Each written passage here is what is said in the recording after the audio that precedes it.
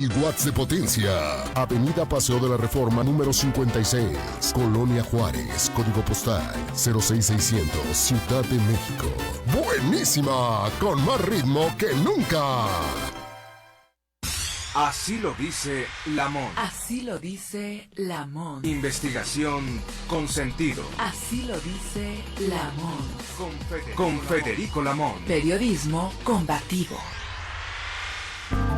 Muy buenas tardes, amigas y amigos de la audiencia, transmitiendo para ustedes desde la capital de la República Mexicana a través del 1530, y esto es posible a través de Liberal Metropolitano y Cúspide.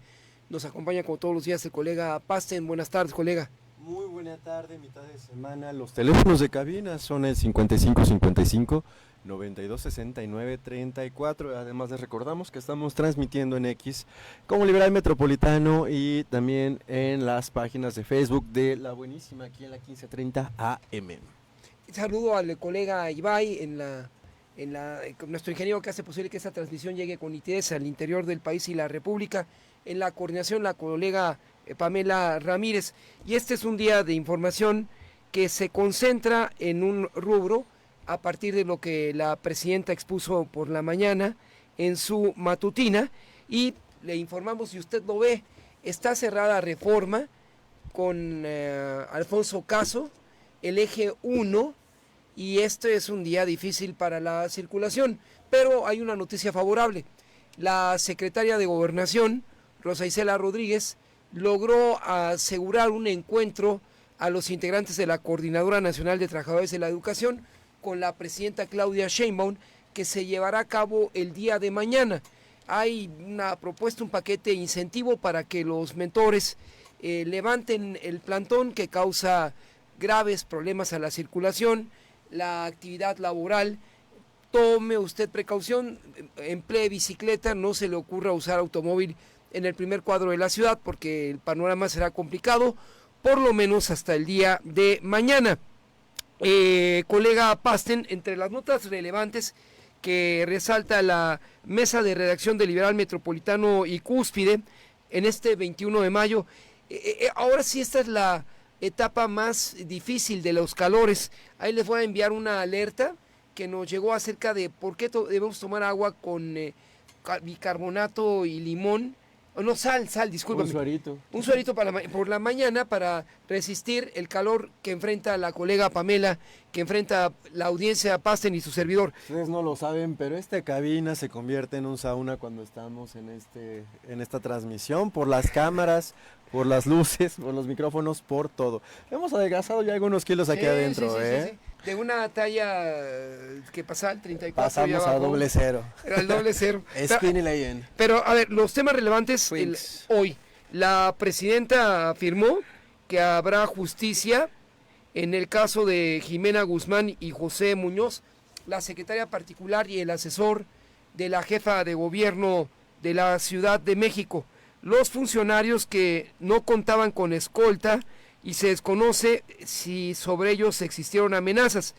Pidió al secretario de Seguridad Pública Federal, Omar García Harfuch, reunirse e instruir al Centro Nacional de Inteligencia y a las Secretarías de Defensa y Marina a brindar todo el apoyo al gobierno de Clara Brugada para realizar investigaciones y determinar el móvil de la agresión.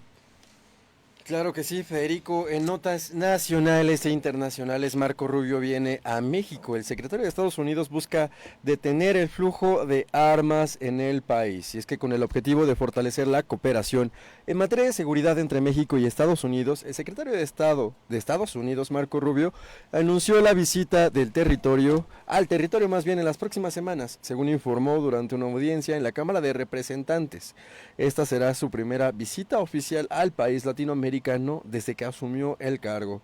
Rubio destacó que la colaboración con el gobierno mexicano de Claudia Sheinbaum ha sido bastante positiva y que México ha mostrado una receptividad ante las preocupaciones de seguridad planteadas por la administración del presidente Donald Trump. Además, el funcionario estadounidense señaló que, aunque la agenda podría incluir temas migratorios, las prioridades de la visita serán el comercio y la seguridad. Así esperemos pues nos pase al menos un porcentaje de esta lista que él tiene de funcionarios involucrados con el conflicto del narcotráfico con el flujo de influencias y el dinero ilícito que existe en este país. Por lo pronto, en alusión a uno de los involucrados con la revocación de visa, ayer en Mexicali y en Tijuana ¿Ya se tenemos registraron... confirmado a Américo? No, mira, este es un tema gradual, pero sí ayer hubo un atentado en Ciudad Victoria en contra de la viuda del Huachicol. Se salvó de milagro, pero alguien quiere callarla, ¿eh? Claro A alguien que le sí. interesa que la viuda del Huachicol no hable, pero ella sigue encabezando los negocios de su marido, ¿eh? El abatido en el 2021, todo aquel político audiencia que viajó en el jet privado del líder del Huachicol abatido en el municipio de San Pedro, en Monterrey, conurbado con Monterrey, la capital regia, pues tiene que ser llamado a cuentas por la Fiscalía General de la República.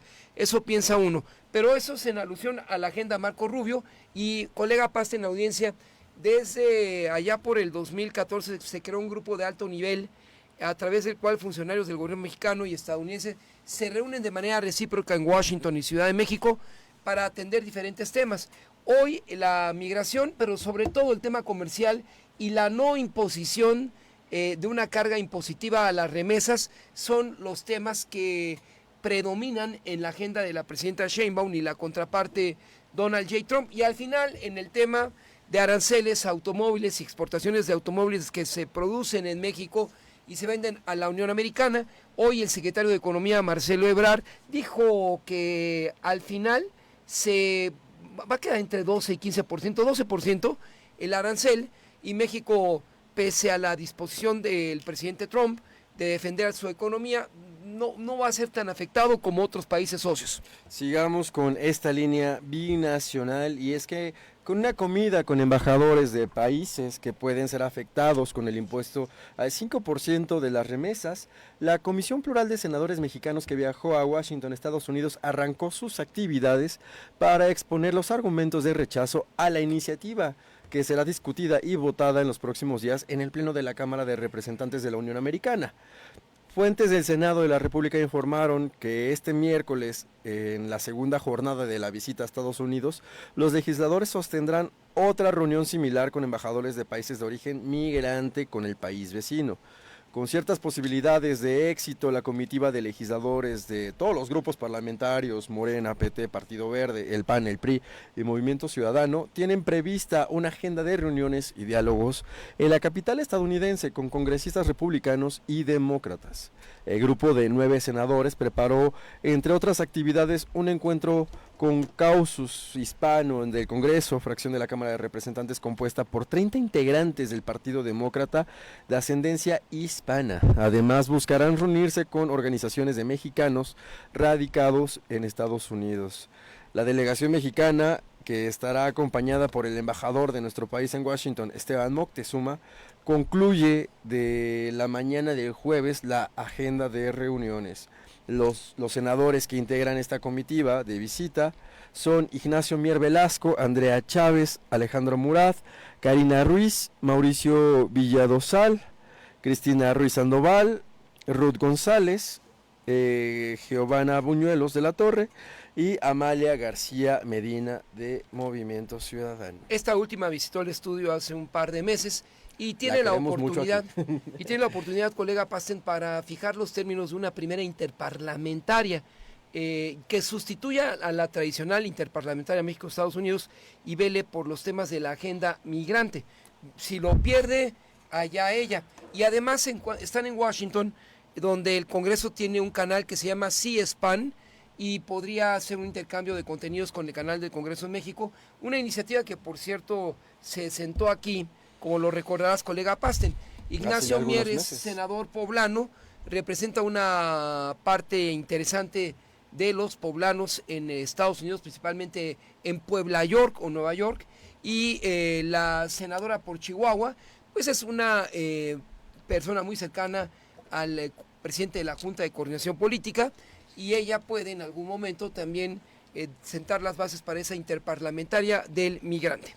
Yo podría ser Chairo, pero Amalia García es nombrada la senadora y gobernadora en su momento binacional, justamente por este tema de respaldo y la cantidad de población de los estados que ha representado con población migrante en el país. 2.1 millones, pero son más los zacatecanos que viven en Fresnillo, en Los Ángeles. Totalmente. Pero mira, vamos rapidísimo a un corte, Federico. Regresamos con más notas a este estudio y a este programa. Así lo dice la Mont. Vamos a corte y regresamos, pues. Así lo dice la MON. Así lo dice la MON. Así lo dice la MON. Vas a querer. Buenísima. 15:30 AM. Ya conoces al Teletón. Quizás conozcas el Hospital Infantil Teletón de Oncología o alguna familia que encontró esperanza en este lugar. Contigo hemos cambiado historias e incluso la manera en la que hablamos. Y prepárate, porque hay mucho más por cambiar. Teletón, orgullosamente tercos. En la Cámara de Diputados aprobamos una reforma histórica que prohíbe la reelección consecutiva y el nepotismo electoral. Los aspirantes a cargos de elección ya no podrán reelegirse de manera inmediata, garantizando la equidad en la contienda. Tampoco se podrán heredar los puestos de elección popular entre familiares, fortaleciendo nuestro sistema democrático respetando la voluntad del pueblo. Cámara de Diputados, 66ª Legislatura, Soberanía y Justicia Social.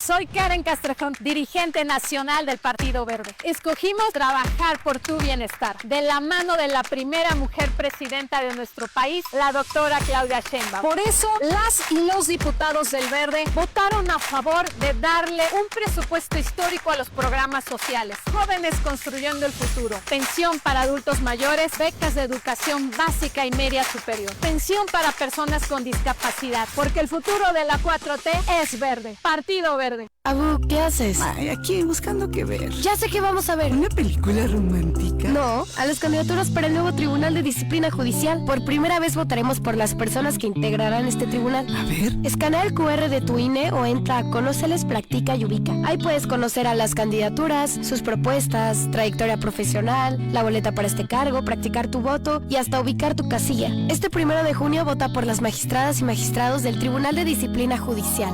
INE. Tu vida ahora es buenísima. 15:30 AM. Así lo dice la MON. Así lo dice la MON. Así lo dice la MON.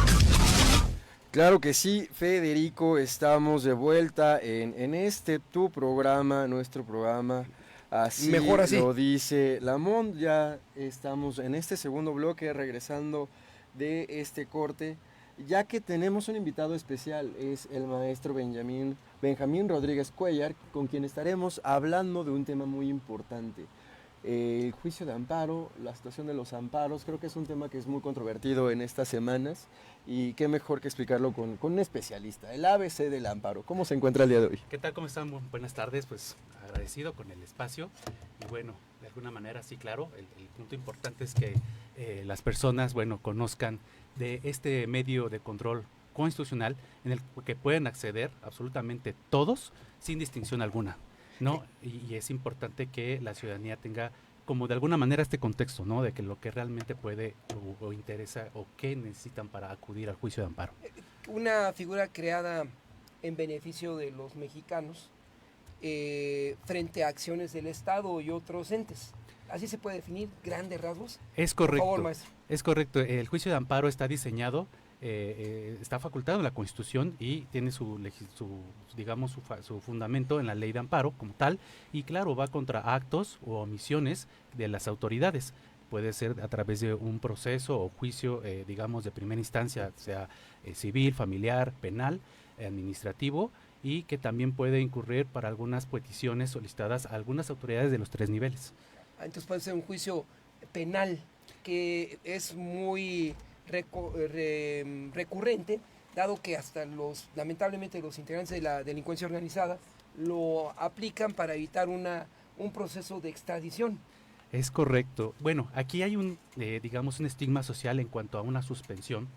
Debemos, suspensión de amparo. Es que se divide en dos partes el juicio de amparo. Primero el principal, por así decirlo, y a su vez, si se solicita la parte, se lleva a cabo a través de un incidente de suspensión. En este incidente de suspensión se va a resolver conforme a la suspensión del acto. Y aquí es lo más importante y relevante que debemos de dejar bien en claro. La suspensión se concede a todos en particular, a todas las personas que viven en la República Mexicana, se les otorga esta suspensión. No es porque algunos tengan algún beneficio, etc. No, absolutamente así lo establece la propia Constitución y es un derecho humano y fundamental que todos los mexicanas y mexicanos, así como extranjeros que habitan en esta república, bueno, en el país, tienen. Por ejemplo, en una orden de aprehensión. Ajá. Esta orden que es muy controversial, ¿no? Inclusive a veces puede generar cierto tema social, ¿no? Indignación social de por qué se concede, ajá, ¿no? Bueno, esta suspensión se concede a través de que cumpla ciertos requisitos y bajo ciertas condiciones que el juez al momento de resolver le va a decir al quejoso que posiblemente pueda ser, digamos, de naturaleza penal, una persona que haya cometido un delito, a través de una orden de aprehensión le va a decir sí, te la concedo para que las cosas se mantengan en el estado que guarden. Es decir, yo voy a verificar en el cuaderno principal si esta orden está dictada conforme a derecho, fundada y legal, fundada y motivada conforme a la autoridad que la rindió, pero también te doy la suspensión, ojo, para que tú vayas y acudas ante la autoridad y sepas quién y por qué te están acusando y de esa manera se te respete tu derecho de defensa. Esa es la importancia, digamos, de mantener las cosas en el estado que guardan y la importancia de las suspensiones, que no se conceden nada más porque sí. Entonces, eso es lo importante que la sociedad conozca, que ellos pueden acceder también a la suspensión. Antes de ofrecerte la palabra, colega Paz, solamente platicar el origen del amparo en México, que es una nación modelo, pero también el exceso del amparo, porque en ocasiones... Recuerdo el caso de un exsecretario de Hacienda y presidenciable en 1986 que al ser trasladado al Torito logró ampararse. Desde luego eso no evitó la acción de tener que regresar al Torito y cumplir con la pena administrativa que se le dio. Pero ¿no existió un exceso en el tema de amparo en México? No, bueno, es que precisamente este medio de control constitucional es muy noble. Es un medio muy noble, que de primera apariencia, con el simple hecho de decir que algo te está afectando a tu esfera jurídica, el juez no necesita investigar o que le acredites que efectivamente eso te está causando un perjuicio. Se te concede, se te da, y ya en base, digamos, en el transcurso del juicio de amparo, es conforme se va a acreditar si efectivamente este acto de molestia existe y a qué grado te está, digamos, perjudicando a tus derechos humanos y fundamentales, ¿no? Como lo establece la Constitución. Entonces es por eso que es un recurso, bueno, es un medio constitucional muy noble. Justamente, ¿por qué se menciona que el amparo es una protección de los derechos humanos a través de este juicio? Y también, ¿qué vulnerabilidades puede enfrentar una persona que vive en una pobreza a acceder a esta herramienta que es el amparo?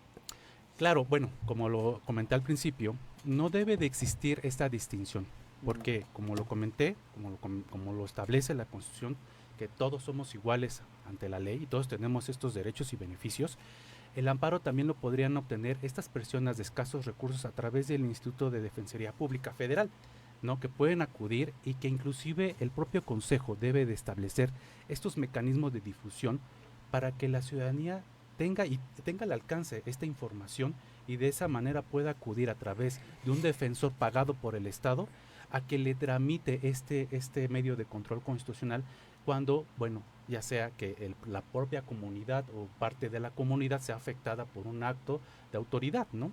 Como puede ser en la expropiación de algunas hectáreas que les pertenecen para algún, no sé, alguna obra federal, etc. o estatal. Por ejemplo, el AIFA que se postergó porque algún grupo de ejidatarios así lo establecieron.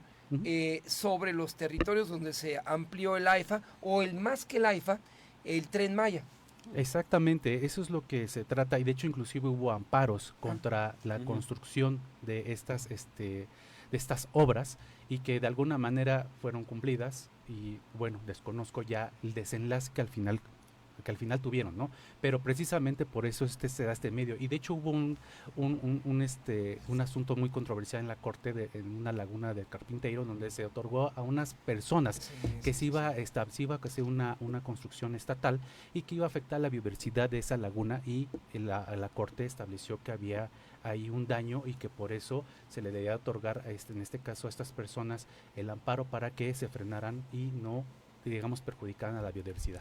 A través de esta reforma al Poder Judicial, ¿cómo podemos esperar que la justicia llegue verdaderamente a todos? Hemos escuchado múltiples veces de los abadazos, o incluso pues en la actualidad los amparos que descongelaron las cuentas de la esposa de Cabeza de Vaca. Claro. Y en este sentido pues pusimos también el acceso a las playas, meter amparos, porque hay hoteles y hay residencias que te prohíben entrar a playas y las privatizan de cierta manera, como también lo es en el caso del Tren Maya o los diversos medios que pues han violentado los derechos de ciertas comunidades que viven justamente en estas regiones.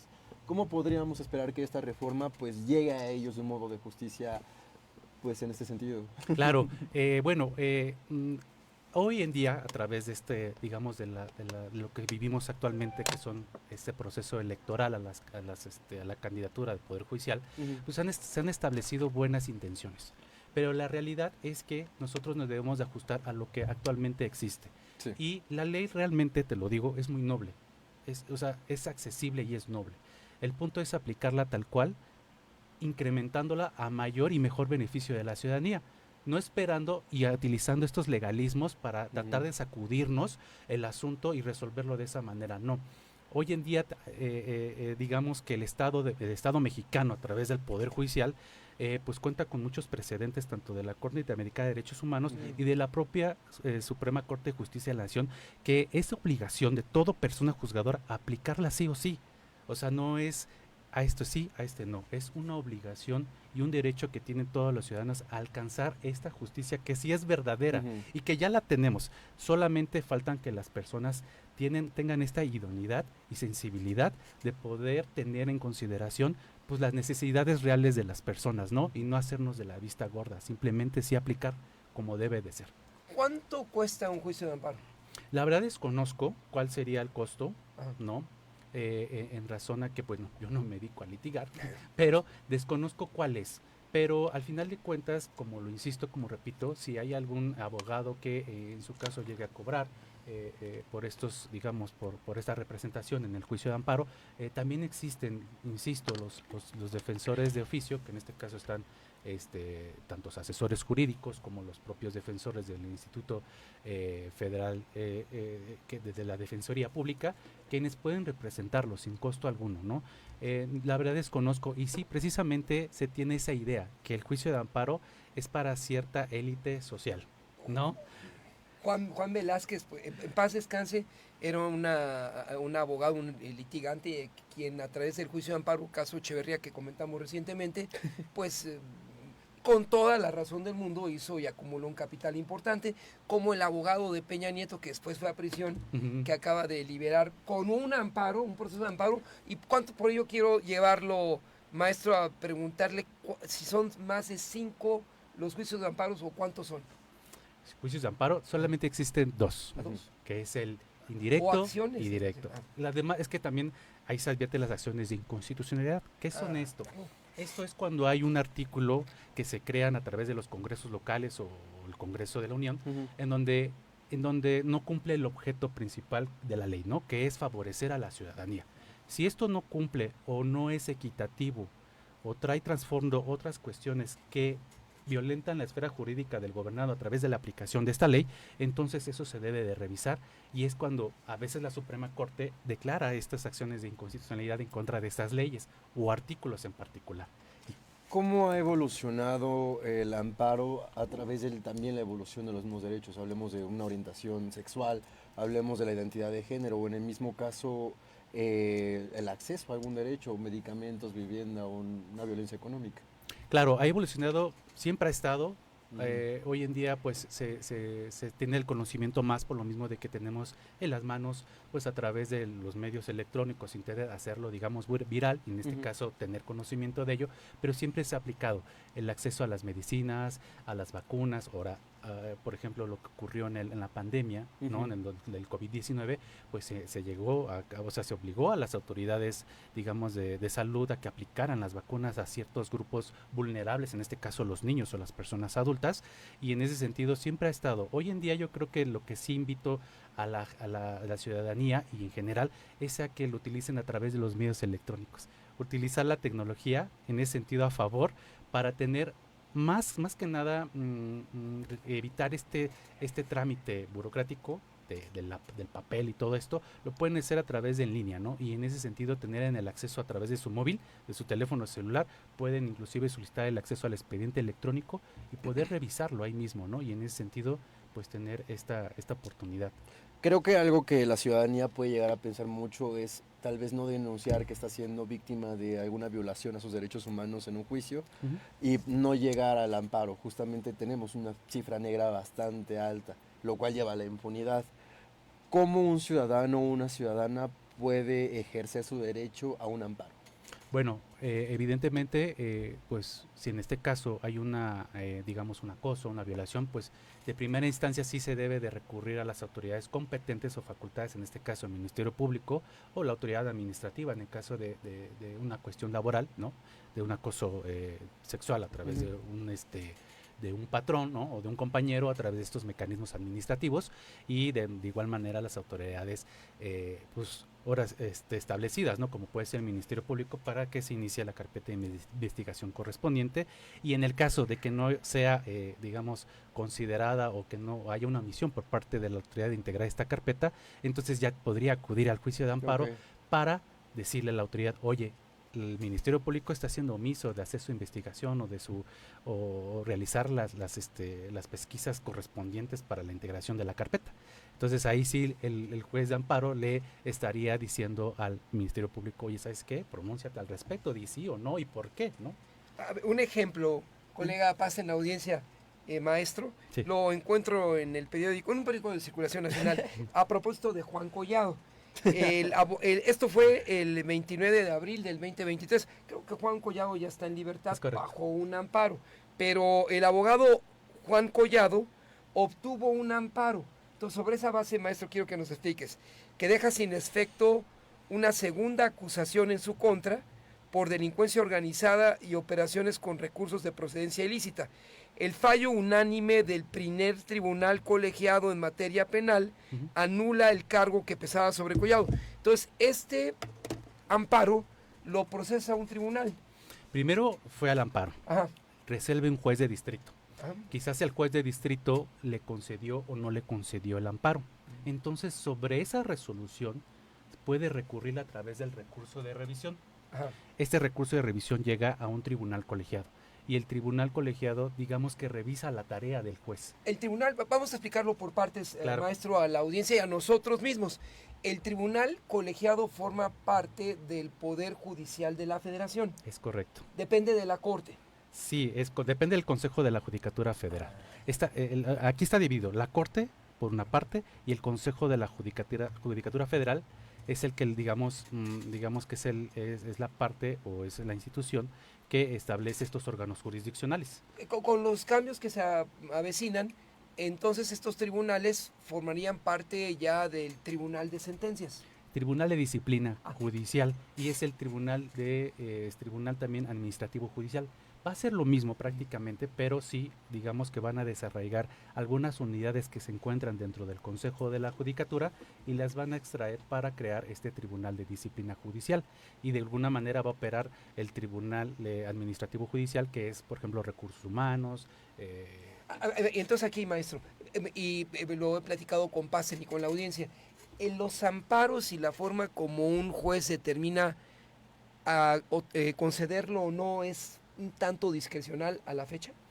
Bueno, se debe, sí, claro, es la independencia que tiene cada juzgador de emitir su propia resolución, pero se tiene que apegar, claro, a los criterios, como ya lo dije, pueden resultar benéficos para todos en general, para todos. O sea, aquí se habla de una persona que cometió un delito. Lo que pasa es que digamos, como persona juzgadora, tú no debes de hacer una distinción si una persona comete un delito o no comete un delito, simplemente la ves como una persona. De igual manera, las personas de la comunidad LGTBI, tú las vas a ver como una persona, no la vas a ver como lo que se distingue socialmente hablando, mujer u hombre. Simplemente es una persona con derechos humanos que tiene y que lo respalda la Constitución y la Corte Interamericana de Derechos Humanos, ¿no?, en materia de este tipo. Ahora, volviendo al tema, aquí hay dos instancias. La primera, como usted lo comenta, como lo comentaba, es el juzgado de distrito que llega a la demanda de amparo, en donde hace alusión quizás en su caso algún auto de vinculación a proceso. Si es amparo directo, se va directamente al tribunal colegiado, que en este caso sería la resolución ya que pone a fin una causa penal. Entonces, si bajo esa circunstancia él obtuvo el amparo por el amparo directo, entonces digamos que se resolvieron, son parte también de la judicatura estos órganos jurisdiccionales, tanto el juzgado como el tribunal colegiado.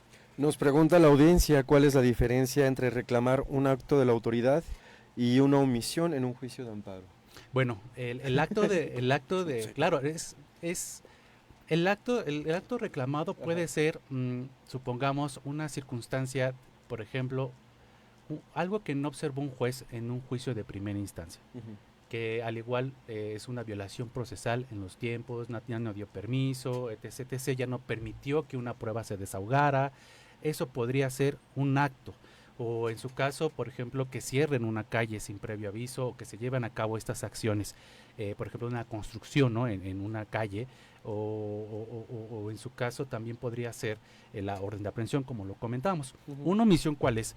Por ejemplo, nosotros acudimos ante una autoridad a solicitar, no sé, una acta de nacimiento, un ejemplo, ¿no? Y se hace por escrito, se realizan todos los trámites correspondientes, y esta autoridad es omisa en contestar, en realizar tu trámite. Entonces ahí ya es una omisión por parte de una autoridad. Igual de los medicamentos y vacunas. Le voy a citar otro caso muy conocido.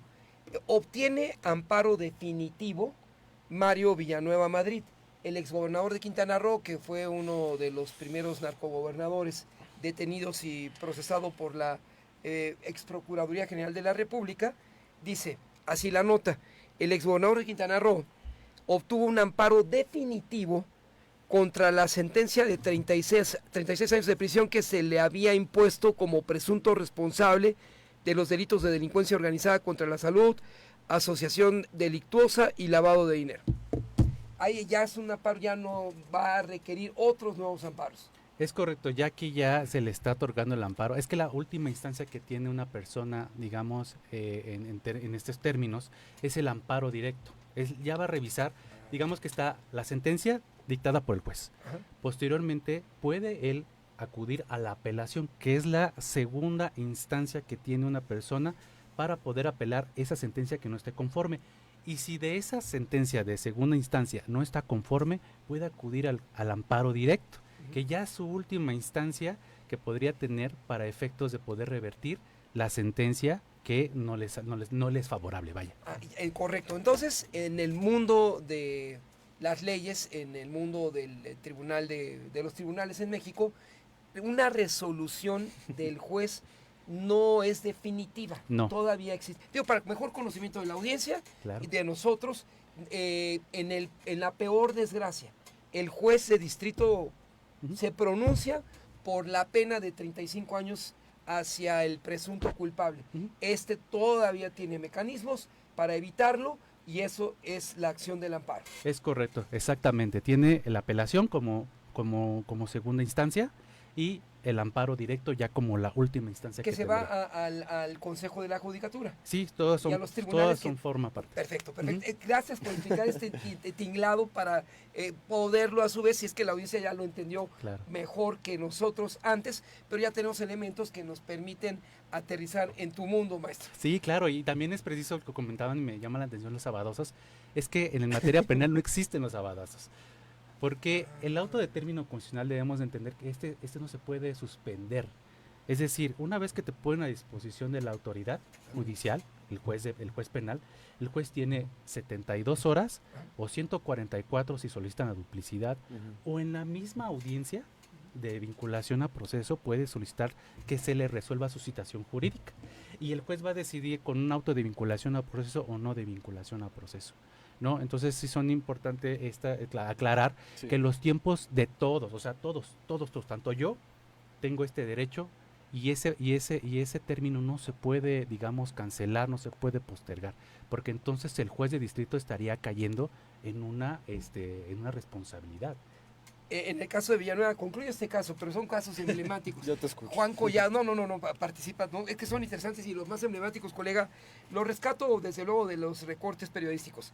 Este amparo le fue concedido por el tercer tribunal colegiado en materia penal del segundo distrito con sede en el Estado de México y lo absolvió, porque de acuerdo con la versión de Mario Villanueva, pues él no era responsable de los delitos de delincuencia organizada, contra la salud, asociación delictuosa y lavado de dinero. Claro, es importante que la fiscalía en su papel de órgano investigador dotado a través del artículo 21 constitucional, que es una de las autoridades encargadas de la persecución e investigación e integración de las carpetas de investigación para los delitos. Entonces, tarea elemental de sí o sí de los fiscales de realizar esas diligencias ministeriales.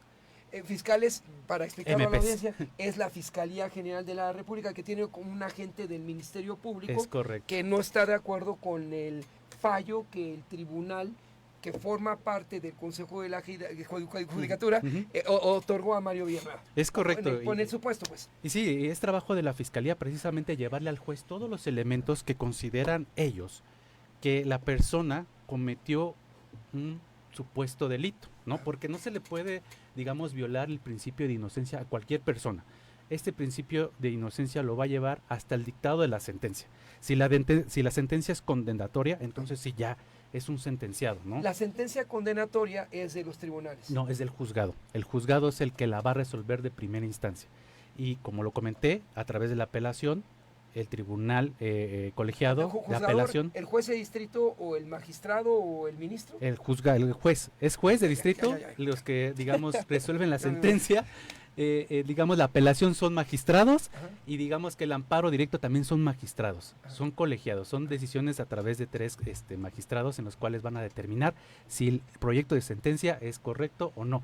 Y qué bueno que mencionas esto porque las personas pueden entrar a la biblioteca jurídica del Consejo de la Judicatura todos los días y revisar qué sesiones se están llevando a cabo y de esa manera poder conocer su asunto, cómo se está resolviendo en vivo a través de estos colegiados de circuito, bueno, a través colegiados y también los de apelación. Justamente, ¿cómo puede una jurisprudencia generada a partir de un caso de amparo convertirse en una herramienta para un cambio estructural en un futuro? Bueno, debe de crear un precedente, claro. La jurisprudencia antes se hacía a través por reiteración de criterios, etc., pero ha ido cambiando esta figura jurídica, que ahora con el simple hecho de que ya haya una resolución que le dé mayor beneficio a la ciudadanía en el caso de que acuda a un juicio de amparo y que se vaya hasta la corte, ese puede ser tomado en consideración. Inclusive es bueno que comentan esto porque todos los viernes la Suprema Corte de Justicia de la Nación establece su página todos estos criterios que va abordando y que pueden ser consultados cada semanalmente y que pueden ser inclusive utilizados para ciertos asuntos que pueden ser de sumamente interés. Y a través de ese seguimiento nos vamos a dar cuenta de la integridad del juez o del magistrado inmerso en los tribunales en el proceso de las sentencias. Es correcto, aquí también es muy importante que se le pueda solicitar digamos en este caso al Consejo de la Judicatura, digamos que hoy en día se hace mensualmente, se hace un reporte estadístico en donde se determina lo que el juez ha resuelto, lo que recibe y resuelve. De ahí se mide su efectividad, ¿no? Y es importante que la gente también pueda inclusive acceder a esta información y verificar el rendimiento de los jueces en sus órganos jurisdiccionales, también de los magistrados, ¿no? Es importante que esta información, y toda esta información se encuentra en la página del Consejo de la Judicatura. Justamente en un momento donde la tecnología está avanzando, ¿qué papel puede tener el amparo frente a un avance en las tecnologías o a la invasión del espacio del acceso al Internet o a un medio tecnológico? Claro, bueno, pues aquí en ese sentido se está, digamos, implementando estas herramientas en cuanto a la inteligencia artificial, que es digamos, un reto que tienen hoy en día las personas juzgadoras, no solamente de utilizarla a favor de, sino también puede ser utilizada en contra, ¿no? Y de esta manera, pues sí, se tiene que ir actualizando conforme vaya avanzando todo este tema tecnológico, pues utilizarlo y de una manera estudiar las personas juzgadoras y en ese sentido abordarlo para, pues de una manera aplicarlo mejor a la ciudadanía y evitar este tipo de circunstancias que pueden crear una confusión. Maestro Benjamín Rodríguez Cuellar, ¿qué otros cambios visualiza? ¿Qué se tiene que puntualizar hoy a la audiencia que está inmersa todos en este proceso que se avisora ya en menos de 10 días? Claro, pues bueno, el punto es que sí se invita a que los conozcan bien a estas personas, que vayan a ocupar esos cargos que son de suma importancia, ¿no? Personas sí preparadas, porque todos tenemos la capacidad, claro, pero sí es necesario que se tenga la preparación en el órgano, bueno, en la cuestión jurisdiccional, para poder abordar de una mejor y mayor el acceso a la justicia, porque el que surja un nuevo perfil, lo que de aquí que aprende y que entiende esta cuestión jurisdiccional, pues puede un poco atrasar este tema. Entonces sí es importante que la gente sí se involucre un poquito más en esta elección al Poder Judicial y que escoja a sus candidatos idóneos que vayan a cumplir estos puestos que son de suma importancia, porque de ellos dependen sus derechos humanos y fundamentales, como todo ciudadano tiene. Maestro Benjamín Rodríguez Cuellar, muchas gracias por haber visitado su cabina. Esperemos pronto pueda volvernos a visitar. Creo que pusimos conceptos cercanos a quien nos esté escuchando en este momento, pero sin duda quedan muchos más y casos prácticos que Federico va a querer comentar en su momento. No, ya litigó el maestro aquí en favor de Mario, en el supuesto, irónicamente, donde esté Mario Villanueva, donde esté Juan Collado, en fin, no es por ustedes, es solamente la ironía y para un mejor conocimiento nuestro, pero principalmente de la audiencia, maestro. Claro, gracias por su visita, éxito en cualquier meta que emprenda. No, gracias a ustedes por el espacio y también saludos a sus radioescuchas e internautas. Muchas gracias. Vamos rapidísimo a un corte, Federico, regresamos, y bye.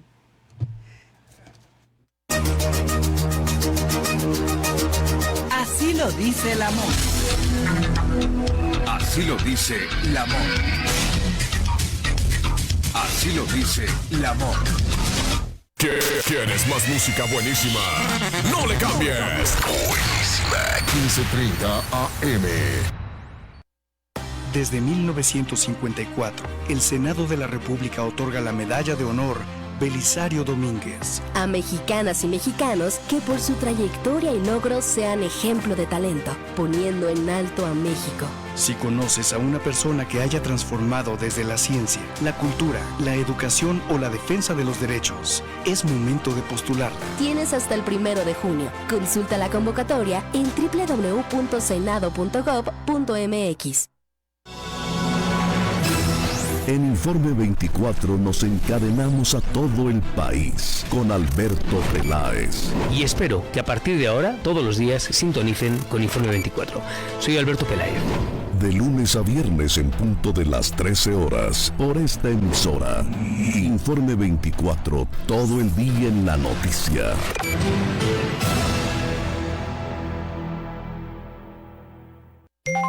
Seguro miraste otra vez tu celular, porque miradas rápidas repites millones. Mejor repite, folio, hilo y denominación. ¿Qué te cuesta mirar mejor tus billetes? Cuando recibas un billete de 500 o 1000 pesos, mira bien estos 3 elementos de seguridad. Folios idénticos, compara que sean los mismos números. Hilo dinámico, observa el movimiento de las barras que se desplazan en sentidos opuestos. Denominación multicolor, el número cambia de color. Hay miradas que valen 1000. Banco de México. Tu buenísima compañía. Buenísima. 15:30 AM. Así lo dice el amor. Así lo dice la MOM.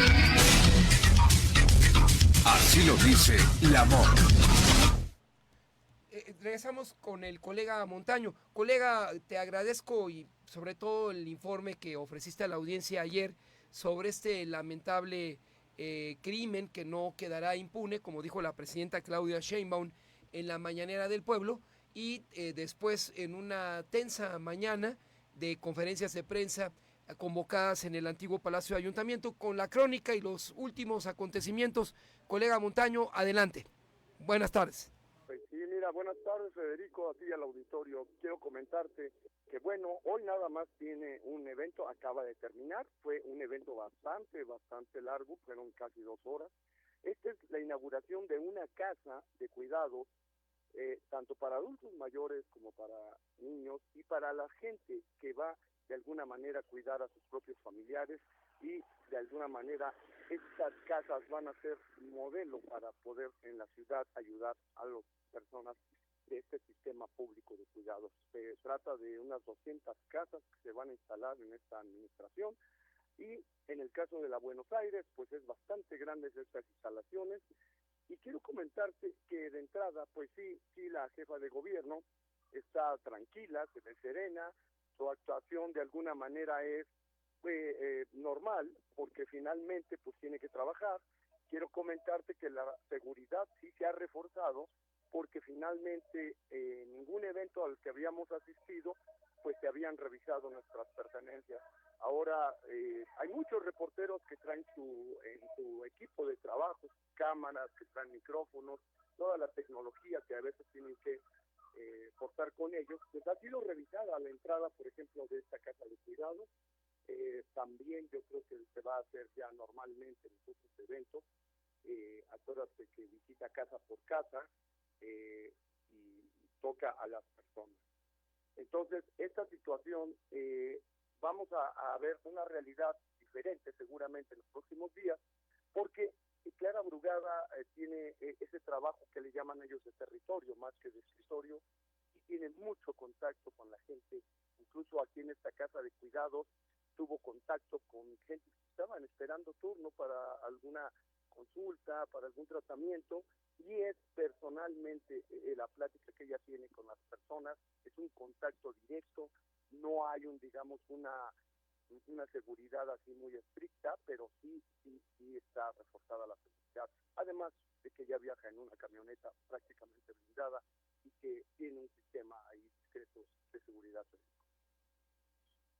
Colega Montaño, si será necesario restituir la figura del Estado Mayor, aunque no, digo, tú no eres Clara Brugada o no eres la presidenta, pero sí está cerca de ambas, y sobre todo la jefa de la Ciudad de México, digo, como el ex jefe de gobierno en su momento, López Obrador, cuando lo fue del 2000 al 2005, tenía bajo su dispositivo a las gacelas. Ahora, ¿es visible o no esa seguridad de ella? Quiero comentarte que cuando hace estos recorridos, porque principalmente los recorridos los hace en zonas marginadas, en zonas muy pobres, en zonas donde incluso el acceso es difícil, y definitivamente desde antes de esta situación, dolorosa situación que ha padecido el gobierno de la Ciudad de México, sí hay una vigilancia, y más cuando van, porque por ejemplo en las visitas de casa por casa va tanto el secretario de Seguridad Ciudadana y personal que de repente pues te dice, a ver, ¿qué necesitan aquí en esta casa, en esta colonia, en esta calle? Y llama al propio secretario de Seguridad. Entonces, estas zonas, yo he visto aledañas, no sé, estoy hablando a veces de barrancas, estoy hablando a veces de calles muy peligrosas como en la colonia Morelos, estoy hablando de lugares, por ejemplo en Tepito, ¿no? El estadio Maracaná. O sea, hay situaciones en las que tiene que haber forzosamente uno o dos círculos de seguridad, que está obviamente por personal especializado, gente, pues ya sabes, con casquete corto, gente que vestidos de civil, pero también he visto gente armada de la policía ciudadana, he visto gente incluso con metralletas, estando, por ejemplo, a una cuadra o a una distancia con discreción, pero yo los he visto, yo me he encontrado a veces caminando a una cuadra junto al evento y me he encontrado a gente impresionante ver, de repente están armados, fuertemente armados, custodiando esta situación de las visitas de la jefa de gobierno pues en la calle, porque literalmente estamos hablando que ella recorre las calles, Federico. Se habla de un cambio en la Secretaría de Seguridad Ciudadana. Hoy, si en algún momento lo puedes revisar, circula el rumor de que llegará como titular Maneli Castilla Cravioto. Maneli es gente cercana a Harfuch, estuvieron juntos en la Policía Federal Preventiva. No sé si Maneli, así nos llega la información, fue el titular de la Gendarmería, después fue el comisionado general de la Policía Federal Preventiva y fue secretario de Seguridad allá en Quintana Roo, entre otros temas. Sí, Manelik, me suena, claro que sí, es de esas personas estrategas, de esos especialistas. Yo creo que desafortunadamente es necesario que llegue por esta situación de personal calificado de este tipo, y bueno, si es gente cercana a Harfuch, pues todavía más, porque pues ellos tienen conocimiento de todo el mapa delictivo, de todo lo que es el crimen organizado, lo tienen bastante bien detectado, y creo que esto sí va a cambiar definitivamente. Gracias, Montaño, por esta transmisión. Creo que es importantísimo lo que estás generando en este momento. Creo que la ciudadanía está viviendo y va a vivir un cambio en la seguridad al final. No solamente para Clara Brugadas, es una lástima o una fortuna que le tuviera que tocar a ella para que entendiera que millones de ciudadanos en esta ciudad viven con el índice de inseguridad, y dar datos reales y duros al final. Es una lástima, pero pertinente al final. Sí, y quiero comentar que en el caso de ayer fue un poco curioso ver que a pesar de esta situación que se dio en público y a las horas del día, esa cámara del C5 que estaban, cuando yo llegué, arreglando todavía, había una escalera roja, estaban ahí metiendo mi mano, prácticamente esta cámara no pudo haber detectado en los días anteriores esta estrategia que arman los delincuentes para estar ahí revisando y estar supervisando el momento en que van a hacer sus fechorías, porque esta cámara estaba descompuesta. Y yo platicando con algunos de los técnicos, pues, no querían hablar mucho que digamos, pero prácticamente me dieron a entender que la cámara pues no servía, y estamos hablando de que los días anteriores siempre son muy importantes pues para los testimonios que tienen. Lo que sí me di cuenta es que había algunas cámaras de algunos comercios que hay allí, y que creo que esas cámaras fueron las que finalmente les van a servir mucho a la policía ciudadana. Nos vemos el día de mañana, Montaño. Verdaderamente muchas gracias por esta transmisión y nos estamos escuchando. Claro, y seguimos pendientes. Yes. Hay más información, colega. Claro que sí, Federico, nos quedan un par de minutos. Sin embargo, estaremos hablando de que presuntos artefactos explosivos fueron localizados en una camioneta blindada en el kilómetro 32 de la carretera federal México-Acapulco, los cuales fueron desactivados por el personal del ejército. Es importante lo que está sucediendo, si bien yo estoy totalmente en contra del término narcoterrorismo, es probable que esto sea un reflejo de terrorismo interno dentro de nuestro país. Antes era la guerrilla, colega Pasten, en la década de los 70, había 4 o 5 grupos guerrilleros y guerrilla urbana, peor, sí. Pero ahora si esta información, como lo citamos, se confirma que en la México-Acapulco, ambos sentidos desde el 30, allá en la Tierra Colorada, por la carretera vieja, se encontró esta camioneta con explosivos. Es como el 94 de Salinas, Pasten. Yo no había nacido. Pero la audiencia debe recordar con el secuestro de un banquero importante, Harf. Harf fue secuestrado en el 94 y en el 97 el hijo de Rubén Figueroa Smutny, fue secuestrado. Cuidado porque podría ser aprovechar el crimen organizado bajo el pretexto de ese vacío que ellos perciben, que no es así, aprovechar para crear un clima de incertidumbre en este país. Qué bueno que venga Marco Rubio y qué bueno que los estadounidenses enviaron un embajador duro como Johnson, que no van a resolver ellos, pero se van a coordinar mejor con las autoridades y los 3 niveles de gobierno para enfrentar cualquier amenaza contra la seguridad del país. Nos vemos y nos escuchamos el día de mañana, Federico. Tenemos notas pendientes, sin embargo, el día de mañana las terminaremos dando. Por supuesto, y como se vaya actualizando, de acuerdo con Liberal Metropolitano y Cúspide, la información. Hasta mañana. Hasta mañana. Así lo dice Lamont. Así lo dice Lamont. Investigación con sentido. Así lo dice Lamont. Con Federico Lamont. Periodismo combativo.